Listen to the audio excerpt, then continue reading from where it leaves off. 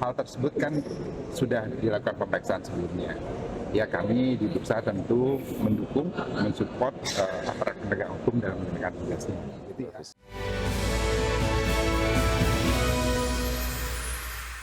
Bursa Efek Indonesia mengaku telah menyiapkan pengetatan aturan pencatatan saham perdana atau IPO seiring dengan adanya penangkapan 3 tersangka dalam kasus saham gorengan. Iya, PT Bursa Efek Indonesia menyiapkan pengetatan aturan pencatatan saham perdana atau IPO. Hal ini seiring dilakukan adanya penetapan 3 tersangka kasus dugaan tindak pidana pasar modal dan tindak pidana pencucian uang pada emiten berkode saham BIPA. Direktur Penilaian Bursa Efek Perusahaan Bursa Efek Indonesia IGD Nyoman Yetna mengatakan pengetatan aturan khusus pada perusahaan yang akan melakukan IPO ini akan difokuskan pada 4 aspek utama, yakni persyaratan keuangan, tata kelola perusahaan, kualitas bisnis, serta peluang pertumbuhan. Sementara dalam aturan IPO yang diperketat, diantaranya menaikkan standar persyaratan papan akselerasi dan papan pengembangan, memperketat ketentuan tata kelola, serta mewajibkan direksi memiliki kompetensi dan pemahaman yang memadai terkait GCG, Undang-Undang Perseroan Terbatas, serta Undang-Undang Pasar Modal. hal tersebut kan sudah dilakukan pemeriksaan sebelumnya. Ya, kami di Bursa tentu mendukung, mensupport aparat penegak hukum dalam menjalankan tugasnya. Pemirsa, Presiden Prabowo Subianto resmi menetapkan 4 peraturan pemerintah terkait dengan penambahan penyertaan modal negara atau PMN. Ya, total PMN yang akan dikucurkan sebesar 11,46 triliun rupiah. Presiden Prabowo Subianto menetapkan 4 peraturan pemerintah terkait penambahan penyertaan modal negara atau PMN. Kebijakan ini tertuang dalam 4 peraturan pemerintah, yakni PP nomor 51 tahun 2025 tentang penambahan penyertaan modal negara ke dalam modal BPI dan antara dalam rangka pelaksanaan penugasan. Total penanaman modal negara yang dikucurkan mencapai 11,46 triliun rupiah. Keempat PMN tersebut menyasar sektor transportasi kereta api, pelayanan nasional, serta pembiayaan perumahan rakyat. 4 peraturan pemerintah yang resmi ditetapkan yakni PP nomor 51 tahun 2025 tentang penambahan penyertaan modal negara ke dan antara dalam rangka pelaksanaan penugasan oleh PT KAI. PP nomor 52 tahun 2025 tentang penambahan penyertaan modal negara untuk PT Industri Kereta Api. PP nomor 53 tahun 2025 penambahan penyertaan modal negara penugasan PT Pelni. Serta PP nomor 54 tahun 2025 penyertaan modal negara ke dalam modal saham PT Sarana Multigria Finansial dalam rangka pelaksanaan penugasan. Dalam belit peraturan pemerintah tersebut disebutkan sektor perkeretaapian. Pemerintah menambah PMN sebesar 1,8 triliun rupiah kepada PT KAI untuk pengadaan dan retrofit kereta realistik guna meningkatkan layanan angkutan penumpang perkotaan.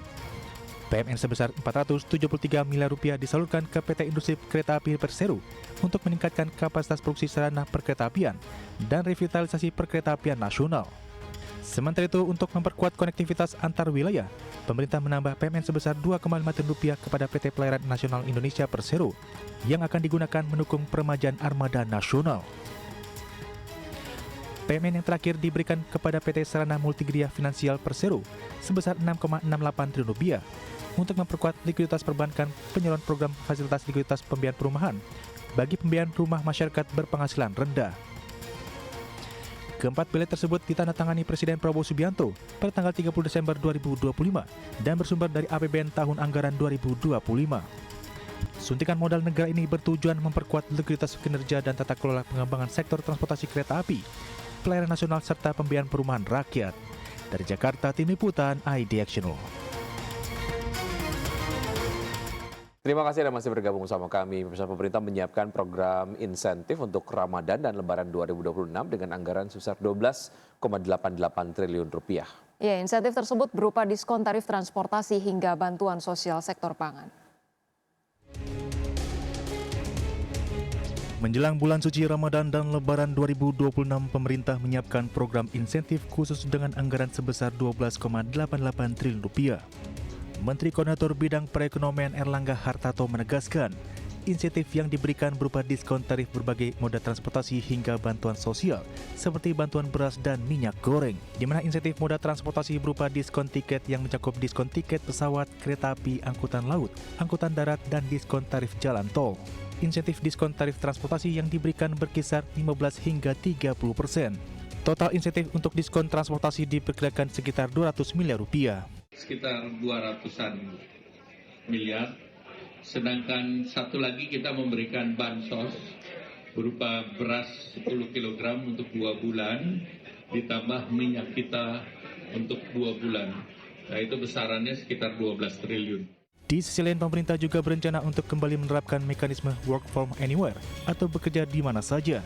Pemerintah juga akan menambah dan mempertebal pemberian bantuan sosial beras sebanyak 10 kg dan minyak goreng selama 2 bulan yang termasuk dari anggaran tersebut senilai 12 triliun rupiah. Dari Jakarta, Tim Liputan IDX Channel. PT Petrindo Jaya Kreasi Tbk melalui entitas usahanya melakukan peletakan batu pertama proyek pembangkit listrik jumbo berkapasitas 680 MW di Halmahera Timur, Maluku Utara. Ya, manajemen menyatakan groundbreaking proyek tersebut sebagai bentuk komitmen perseroan dalam mendukung pengembangan ekosistem baterai kendaraan listrik di Indonesia. Emiten afiliasi konglomerat Prayogo Pangestu PT Petrindo Jaya Kreasi Tbk melalui entitas usahanya melakukan peletakan batu pertama proyek pembangkit listrik jumbo berkapasitas 680 MW di Halmahera Timur, Maluku Utara. Proyek tersebut digarap oleh PT Guna Dharma Integra yang merupakan entitas usaha yang dimiliki perseroan melalui PT Volta Daya Energi Indonesia. Groundbreaking proyek yang berlokasi di kawasan industri terintegrasi Feni Haltim Industrial Park, Halmahera Timur, Maluku Utara itu dilaksanakan pada Rabu 4 Februari 2026. Direktur Utama Petrindo Jaya Kreasi, Michael, mengatakan groundbreaking proyek pembangkit listrik itu merupakan komitmen Petrindo untuk berkontribusi serta berperan aktif dalam mendukung pengembangan ekosistem baterai kendaraan listrik, sekaligus terus meningkatkan nilai tambah bagi sektor energi dan industri nikel di Indonesia.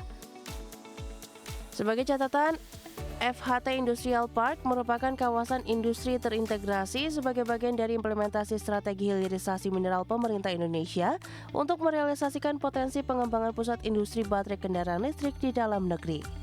Berbagai sumber, IDX Channel.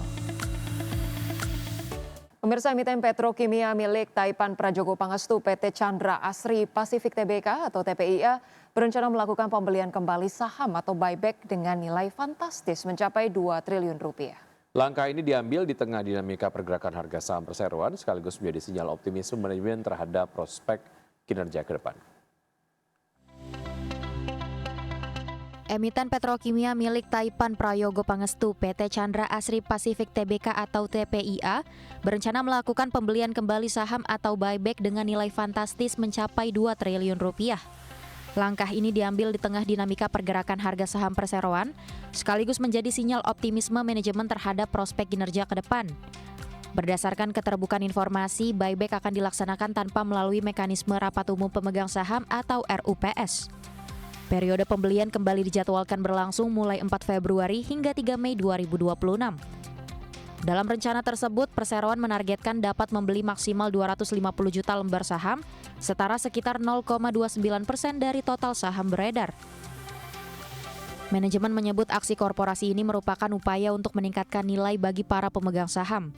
Selain itu, buyback juga diharapkan mampu membuat pergerakan saham lebih mencerminkan kondisi fundamental perusahaan.